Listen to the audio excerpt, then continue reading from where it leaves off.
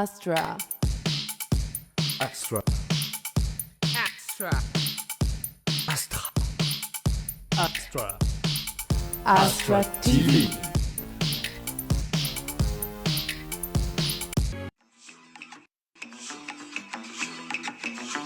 My mama and my papa.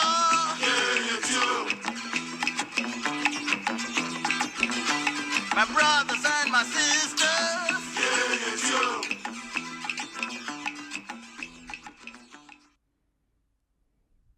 Yetio. C'était la chanson du groupe Osibisa. Nous t'écoutons et on t'a bien écouté, Béastre. Merci pour cette magnifique chronique qui, en cette fin d'année, est une belle piste de réflexion. Et en effet, il faut soutenir vos artistes. Vraiment, faites-leur ce cadeau. Et faites ce cadeau à vous-même, parce que la culture, la vraie musique, l'authenticité, il n'y a rien de plus vrai. Et voilà. Et comme Béastre l'a dit, ça fait une petite année qu'on a décidé de faire cette folie. Et je suis ravie de vous rejoindre pour cette petite chronique. Et oui, qui me permet d'explorer les mythes de ma culture ghanéenne. Je suis Babette, ceci est un Nancy Girl, et on va écouter et découvrir ensemble les mythes et les folklores de la culture africaine, ghanéenne en général, et les choses que ma mère et ma grand-mère me racontaient. Et donc la dernière chronique, c'était sur les orishas, et là on continue un petit peu, on plonge un peu plus profondément. On va, comme on est en fin d'année et qu'on est en décembre, explorer un peu plus Babalou Ayé. Babalou Ayé, c'est l'orishas des maladies et des guérisons. Il est le protecteur des malades et des exclus. C'est une figure qui est fort reconnue dans la diaspora africaine, surtout en Amérique et aux Caraïbes. Pourquoi ? Donc, c'est une figure complexe et ambivalente qui incarne à la fois la maladie et la guérison. Et il est souvent représenté avec des plaies, des marques qui rappellent la variole, les maladies de la peau et tout ça. Et il confère une symbolique de puissance et de souffrance, mais aussi de renaissance. Et en fait, c'est un dieu qui est fort apprécié, qui est fort vénéré par la diaspora. Pourquoi ? Parce qu'il y a quand même ce lien avec cette traite transatlantique, la souffrance générationnelle dont ont souffert les peuples qui ont été déplacés, faut pas se le cacher. Et voilà quoi. Et donc, en général, il est symbolisé par un homme mi-vieux, mi-jeune. Vous voyez la belle image qui vous a été montrée, qui symbolise un peu la vie et la mort.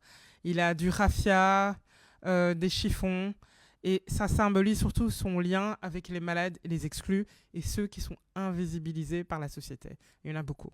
Surtout aux États-Unis, avec la diaspora africaine, afrodescendante, avec l'histoire de l'esclavage qui est quand même très pesant, et le statut actuel des Afro-Américains et des Afro-Caribéens. Mais on retourne un petit peu dans le passé, quand la religion Yoruba se retrouve confrontée au christianisme suite à cette colonisation bien forcée, évidemment, enfin, pléonasme, hein, n'est-ce pas ? Il y a une espèce de fusion culturelle qui s'opère. Et il y a un syncrétisme, c'est-à-dire qu'on associe Babalou Ayé à Saint-Lazare. Pourquoi ? En fait, c'est pas un hasard. Tout comme Babalou Ayé, ils reconnaissent en Saint-Lazare un symbole de résilience, de force face à la souffrance, parce que dans le mythe chrétien, Saint-Lazare est cette figure biblique qui a été ressuscitée par Jésus, évidemment, mais qui est aussi le saint patron des lépreux. Il est représenté avec des chiens qui lèchent ses plaies. Et dans les pays d'Amérique latine, notamment à Cuba, on va voir une petite représentation là. On le célèbre le 17 décembre, donc c'est son mois. Et il y a des cérémonies et des prières qui se mélangent avec les rites catholiques et Yoruba. Et je vais vous lire une petite prière. Donc soyez gentils parce qu'elle est en anglais. Donc je la traduis en live and direct. C'est « Ô Babalou Ayé, Père du monde et des orishas des maladies, toi qui peux tout faire, qui porte avec ton manteau les maux de ce monde. Baba Loyer, mon père, toi qui as souffert des rigueurs et de la foi et de la destinée, entends ma prière.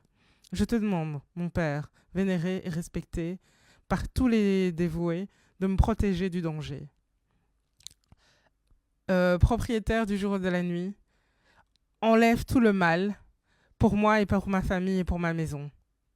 Toi qui marches dans les chemins de traverse entre la vie et la mort, donne-moi tes bénédictions. Nettoie mon passage afin que je puisse passer de l'autre côté avec sérénité. Couvre-moi et protège-moi, grand Orisha. Guide-moi, Baba Loyer. Saint-Lazare, syncrétisme. Afin d'éviter tout obstacle qui puisse croiser mon chemin, Saint-Lazare, donne-moi la force de soutenir toute peine et toute douleur. Mon Saint, je te remercie parce que tu as rempli mon cœur de paix et tu m'as apporté tes bénédictions dans la progression de ma vie et dans la health. Je ne sais plus, je suis en train de faire ça en direct. Et dans la santé. Ainsi soit-il. J'ai eu un blocage. Voilà. Et donc ça, c'est typique à Cuba. Il y a des immenses processions avec Baba Loyer qui est... Baba Loyer, en fait, c'est un mélange. Donc tu vois la couronne de Saint-Lazare, les chiens de Saint-Lazare et le manteau en raffia de Baba Loyer. Donc ils ont vraiment pris cette religion qui a été forcée sur eux par la colonisation. Ils en ont fait quelque chose de personnel et de très beau. Et il y a beaucoup d'art et de figurines qui sont créées à cette occasion et tout. Et la couleur mauve, c'est la couleur de Baba Loyer. Voilà. Et Baba Loyer était un orisha qui était très puissant et qui, à la base, n'était pas l'orisha des guérisons. Et il a une petite histoire. Il a dû apprendre de façon un peu compliquée comment devenir un dieu de compassion et ce dieu dual ambivalent. Et je vais vous raconter une petite histoire qui s'appelle la colère de Baba Loyer. Bon, comme tous les mecs, au début, ça pétait un peu. Parce que si vous vous rappelez de la première image, la toute première, je ne sais pas si tu sais la remettre Béa. Il est quand même un peu beau gosse. Oui, Béastre. Il est un peu beau gosse. Et donc, voilà. Si tu ne sais pas la remettre, je vais lire l'histoire, c'est pas très grave. Voilà. Il est beau, hein. Donc, il est dit que Baba Loyer, autrefois connu pour son éclat et son assurance, attirait l'attention de tous les orishas. Par son charisme et sa beauté, il aimait la vie, et certains disent qu'il oubliait parfois les préceptes de l'Olodumare, le Dieu suprême, et ainsi que ses obligations de compassion envers les plus humbles. Donc, c'est normal, Baba Loyer se la pète, c'est pas dans le texte, hein, mais il se la pète, en gros c'est ce que ça veut dire, et il offense Olodumare en se moquant de la souffrance des autres et en négligeant son rôle de protecteur. Pour lui donner une leçon d'humilité, Olodumare décide alors de le frapper d'une terrible épidémie de variole, laissant des plaies et des cicatrices partout sur son corps et surtout sur son beau visage. Tombé en disgrâce, Baba Loyer est rejeté par les autres et par le peuple, par les autres orishas. Exilé, il erre seul, couvert de douleurs et de plaies. Mais au fil du temps, Baba Loyer apprend. Et il prend conscience de la souffrance humaine et développe une immense compassion pour les malades et les exclus. Il apprend alors à utiliser ses nouveaux pouvoirs pour guérir, transformant ainsi la malédiction en un don de guérison. Dès lors, Baba Loyer est devenu non seulement le Dieu qui inflige les maladies, mais surtout le Dieu capable de les soulager et d'apporter la rédemption. Voilà. C'était la petite histoire de Baba Loyer. Et là, on va passer dans l'ère moderne, parce que vous savez que j'aime bien voir s'il y a des restes un peu plus contemporains. Et pour la petite histoire, avant que Biastre me propose de faire cette chronique, j'avais eu souvent des moments en regardant des séries, en lisant des livres, en regardant des films, des petits moments où on parlait de folklore africain, de mythes et tout. Oui, mais vous les avez à chaque fois. 2 minutes. J'explique la genèse. Et dans cette série qui casse pas 3 pattes à un canard, coin, je me suis dit, tiens, cette histoire, en fait, c'est une série qui se passe en Nouvelle-Orléans. Et donc, il y a toute l'histoire culturelle, la richesse de la diaspora de la Nouvelle-Orléans. Et je dis, cette histoire est super intéressante, j'aimerais bien creuser. Parce qu'on y fait référence vaguement, mais sans plus. Et moi, bon, si j'ai pas un petit incentive, comme on dit, pour faire plus de recherches, je le fais pas. Et donc, j'ai été ravie. Ça, c'est un peu le... Je vais bouger le micro normalement. C'est un peu le cercle qui se rejoint. J'ai eu aujourd'hui l'occasion de vraiment creuser cette interrogation que j'ai eue en regardant cette série, en me disant, mais tiens, c'est quoi ce truc, d'où ça vient, c'est qui ce dieu, pourquoi il n'y a pas plus de détails, il y a juste une petite aparté en passant dans la série. Et donc aujourd'hui on parle de Marvel, parce qu'ils sont partout. Et donc dans la saison 2, dans la saison 2, il y a l'épisode 9 qui s'appelle Blue Note, dans la série Marvel Cloak and Dagger. Et on parle d'un personnage de la Nouvelle-Orléans qui s'appelle André Deschênes. Et en fait, il entame une transformation maléfique pour acquérir un pouvoir quasi divin symbolisé par la Blue Note. Donc André Deschênes, c'est un trompettiste déchu qui n'a jamais réussi à avoir le succès qu'il pensait devait avoir. Donc il y avait quand même un problème d'ego. Et il doit passer de l'autre côté. Là, c'est mis par le prisme du vaudou, Nouvelle-Orléans, mais le VV, c'est un symbole de Papa Legba et de Baba Louaye sont les mêmes.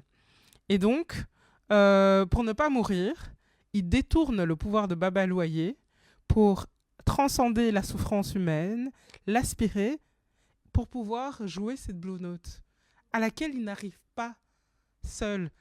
C'est un technicien hors pair, mais il n'a pas vraiment de talent. Il n'arrive pas à cette Blue Note qui est il y a un truc, la soul pentatonique, qui est fort utilisée dans la musique afro. Ouais, voilà. Et comme il n'y arrive pas, il va détourner le pouvoir de Baba Louaye. Dans la série, il grave un VV sur la porte de son magasin de disques. Et ce qui se passe, c'est que ce magasin de disques, quand tu rentres dedans et que tu as des souffrances intenses, il les capte et il les utilise. Donc il utilise les autres, la souffrance des autres, pour pouvoir faire de la musique. Voilà. Et je trouvais ça intéressant. Tu crois ? Oui, et c'est surtout que le gars n'a pas... C'est un psychopathe, en fait. Il a pas de sentiments, donc il n'arrive pas, même si c'est un super technicien, il n'arrive pas à sortir ce blues de lui-même. Mais c'est un super sujet intéressant. C'est comment dans la musique, l'authenticité de ce qu'on joue est liée parfois à son mécanisme qui est de pomper les énergies des autres. Et oui, c'est exactement ça. Et son magasin de disques est un lieu de passage où il est coincé. Et il n'arrive pas à passer de l'autre côté parce qu'il n'est pas accompli, il ne le saura jamais. Voilà. Et en gros, la série n'est pas géniale, mais ça touche à des thèmes de temps en temps. Je me dis, c'est dommage que ça n'a pas été creusé un peu plus loin, que ça n'a pas été un peu mieux fait. Mais ça reste un Marvel. Mais on est là pour le creuser. Mais voilà. Et donc, ça m'a donné l'occasion. Donc, merci. Et je vous souhaite à tous de très belles fêtes. Joyeux Noël, une très belle année. On se revoit l'année prochaine pour d'autres explorations mythologiques. Et à bientôt.